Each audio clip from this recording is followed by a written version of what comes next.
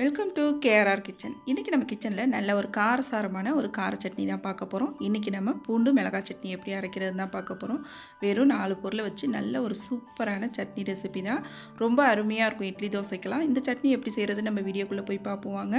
அதுக்கு முன்னாடி நம்ம சேனலை இப்போ தான் ஃபஸ்ட் டைம் பார்க்குறீங்கன்னா சப்ஸ்கிரைப் பண்ணி வச்சுக்கோங்க. கூடவே பெல் சிம்பல் ப்ரெஸ் பண்ணி ஆளுங்கிற ஆப்ஷனையும் ப்ரெஸ் பண்ணி வச்சுக்கோங்க. அப்போ தான் நான் போடுற வீடியோஸ் எல்லாம் உங்களுக்கு தொடர்ந்து நோட்டிஃபிகேஷனில் ஒன்றுக்கு கிடச்சிக்கிட்டு இருக்கும். இப்போ வாங்க இந்த பூண்டு மிளகாய் சட்னி எப்படி செய்கிறதுன்னு பார்த்துடலாம்.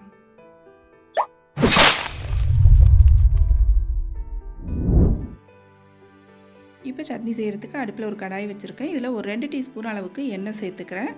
எண்ணெய் நல்லா காஞ்சதுக்கு அப்புறம் பார்த்திங்கன்னா ஒரு 15 வரமிளகாய் சேர்த்துக்கிறேன். இப்போ மிளகாய் சேர்க்கும் போது பார்த்திங்கன்னா அடுப்பு தீயை குறைச்சி வச்சுக்கோங்க. குறைச்சி வச்சு மிளகாயை நல்லா செவக்க வறுத்து எடுத்துக்குங்க. நல்லா மிளகாய் செவந்து வரட்டும். இப்போ மிளகாய் பார்த்திங்கன்னா நல்லா இந்த அளவுக்கு செவந்ததுக்கப்புறம் நல்லா ஒரு கைப்பிடி அளவுக்கு பூண்டு உரிச்சிட்டு சேர்த்துக்குங்க. நல்லா பூண்டு நிறைய சேர்த்து அரைக்கணும். அப்போ தான் டேஸ்ட்டு ரொம்ப நல்லாயிருக்கும். இந்த பூண்டை பார்த்திங்கன்னா நல்லா இந்த எண்ணெயில் நம்ம வதக்கி எடுத்துக்கணும். ஒரு பாதி அளவு வதங்கினதுக்கப்புறம் இதில் மீடியம் சைஸில் உள்ள 3 தக்காளி பழம் கட் பண்ணிவிட்டு சேர்த்துக்கிறேன். தக்காளியும் பார்த்திங்கன்னா நல்லா வதங்கி வரணும். இது வதங்கிட்டு இருக்கும் போதே பார்த்திங்கன்னா கொஞ்சம் இந்த சட்னிக்கு தேவையான அளவு உப்பு சேர்த்துக்கும். உப்பு சேர்த்து வதக்கும் போது பார்த்திங்கன்னா சீக்கிரமாகவே நமக்கு தக்காளி நல்லா வதங்கி வந்துடும். தக்காளி நம்ம 3 சேர்த்துருந்தாலும் ஒரு சின்ன துண்டு புளி சேர்க்கும் போது இந்த சட்னியோட டேஸ்ட்டு இன்னுமே ரொம்ப அருமையாக இருக்குங்க.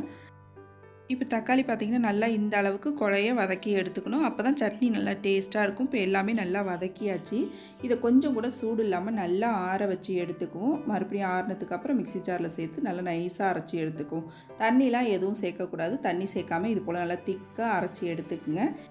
இப்போ சட்னி தாளிக்கிறதுக்கு அடுப்பில் ஒரு கடாயை வச்சுருக்கேன். அதில் பார்த்திங்கன்னா 2 டேபிள் ஸ்பூன் அளவுக்கு நல்லெண்ணெய் சேர்த்துக்கிறேன். எண்ணெய் நல்லா காஞ்சி வரட்டும். நல்லெண்ணெயில் தாளிப்பு கொடுக்கும்போது இந்த சட்னி இன்னுமே டேஸ்ட்டு ரொம்ப அருமையாக இருக்குங்க. நல்லா எண்ணெய் காஞ்சதுக்கப்புறம் 1 டீஸ்பூன் அளவுக்கு கடுகு உளுந்து சேர்த்து நல்லா பொரிய விட்டுக்குங்க. ஒரு கொத்து கருவேப்பிலை, கொஞ்சம் பெருங்காயத்தூள் சேர்த்து நல்லா எல்லாம் பொரிஞ்சதுக்கப்புறம் நம்ம அரைச்சி வச்சுருக்க சட்னி அதில் சேர்த்துக்குவோம். தண்ணி எங்கேயுமே நம்ம சேர்க்கக்கூடாது. தண்ணி சேர்க்காம தான் இந்த சட்னி அரைச்சி எடுத்து வச்சுக்கணும். நம்ம இது போல் தண்ணி சேர்க்காமல் நல்லா இது போல் எண்ணெயில் வதக்கிட்டு செய்யும் போது பார்த்திங்கன்னா நல்லா 1 வாரம் வரைக்கும் இந்த சட்னியை நம்ம வச்சிருந்து சாப்பிட்லாம். ரொம்ப அருமையாக இருக்கும் டேஸ்ட்டும். ஒரு 2 செகண்ட் மட்டும் வதக்கணும்னா போதும். அதிகமான அளவு வதக்கணும்னு அவசியம் இல்லை.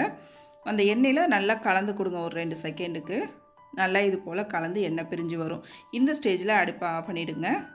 நல்லா ஆறுனதுக்கப்புறம் ஒரு டப்பாவில் போட்டு வச்சிட்டிங்கன்னா ஃப்ரிட்ஜில் கூட வைக்கணும்னு அவசியம் இல்லைங்க. வெளியிலே வச்சு நம்ம யூஸ் பண்ணலாம். ரொம்ப அருமையாக இருக்கும் இந்த சட்னி.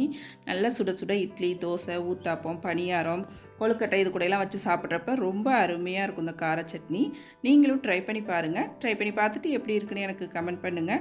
என்னோட இந்த ரெசிபி பிடிச்சிருந்துன்னா லைக் பண்ணுங்கள், ஷேர் பண்ணுங்கள். மறக்காமல் கேஆர்ஆர் கிச்சனை சப்ஸ்கிரைப் பண்ணி வச்சுக்கோங்க. நாளைக்கு வேறொரு ரெசிபியோடு சந்திப்போம். தேங்க்ஸ் ஃபார் வாட்சிங்.